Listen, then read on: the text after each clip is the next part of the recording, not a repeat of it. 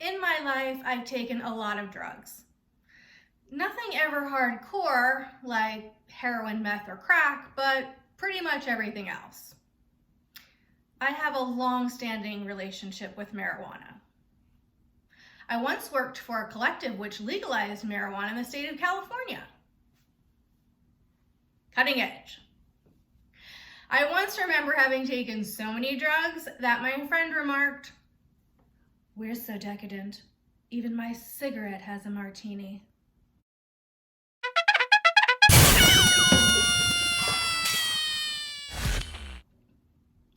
We had done 3 hits of E, LSD, shrooms, marijuana, champagne, scotch, and of course, cigarettes. Such parties were not uncommon. I was averaging one every other night. Weekends were a blur. Parties, after parties, after parties. My life was becoming expensive. My overblown serotonin levels kept crashing after every drug wore off. I've been told that if I were a drug, I would be 2CB, which is kind of a mashup between LSD and ecstasy. I considered it the highest compliment in the world. At one point, I experimented with LSD as a mood stabilizer. I took an acid-laced Smartie every day for 2 weeks. What?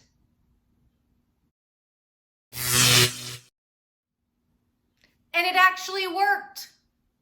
There's some research on this. I had definitely become an acid head. It focused my mind in a way that no other drugs ever have, but it was exhausting mentally to keep the habit up. I loved how focused my mind became.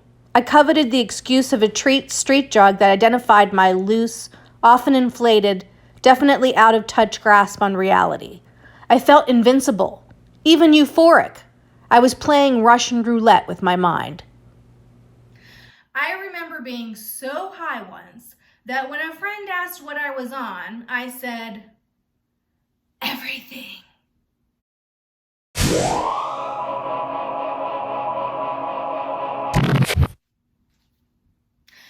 My first holy hallucination came at Six Flags with my then boyfriend.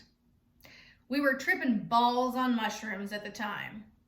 I was sitting on the toilet when suddenly an elephant man appeared on the bathroom stall.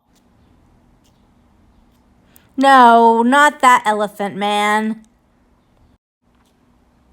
Yeah, that's more like it. Now, I had never seen this image before. It wasn't until years later at an Earth Day festival that I happened across a statue. Of Ganesh, remover of obstacles. It was the day of my boyfriend's ex-girlfriend's wedding. I took him to Six Flags and got him hopped up on shrooms. I was trying to be nice. Ganesh had other plans.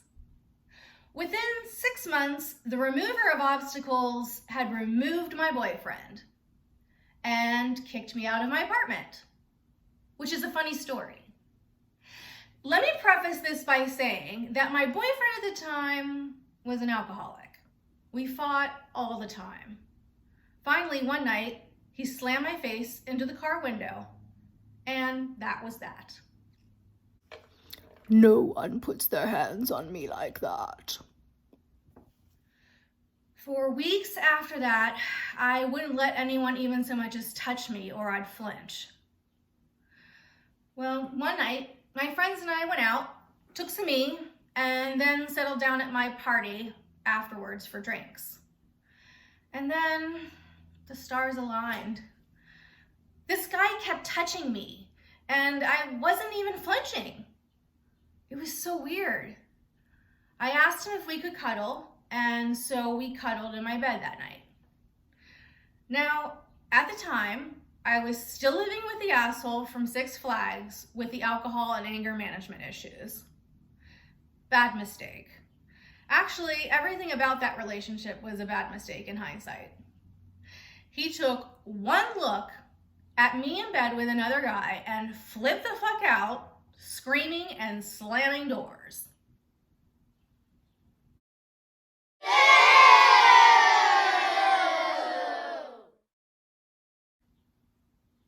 We went to get coffee. I told the guy the whole messed up story, and he listened so attentively. Finally, I said, you know, the fact that I'm supposed to feel guilty about having sex with you and didn't kind of makes me want to have sex with you. So he drove up into the Hollywood Hills and did it in the back of his truck. That was the beginning of my affair with John Padone, the second love of my life. I always felt safe with him. He was my safe person. After the abusive relationship with my ex, I needed something uncomplicated, which it turned out to be complicated and sadistic and a perfect fit all at once. I told him once that he was the only person in the whole world I would do anything for. And tragically, he died May 4th, 2012 in a motorcycle accident. I lost my mind again. I became an addict of oxytocin, whether it was through sex or drugs. I called myself the addiction management system. Having struggled with an addictive personality all my life, with anorexia and shoplifting in my teens, now that I was an adult, I floated from one party to the next. Having been a goody two-shoes for all my life, I made up for it in spades in my 30s. That's me with the platinum blonde pixie cut. I felt like a rock star. I lived large. I wish I could tell you that I have regrets about that time in my life, but that wouldn't be true. Did I do some damage to my already fragile mind? Of course. But I was living life to the fullest. Life was a big experiment. But all good things must come to an end. And when John died, the fun just evaporated. I had to leave LA and start over. It had been 7 years of feeding my head. My partying days were behind me. I was left with a broken mind, and by the time I left, full-on psychosis had set in. After all was said and done, I was wrecked.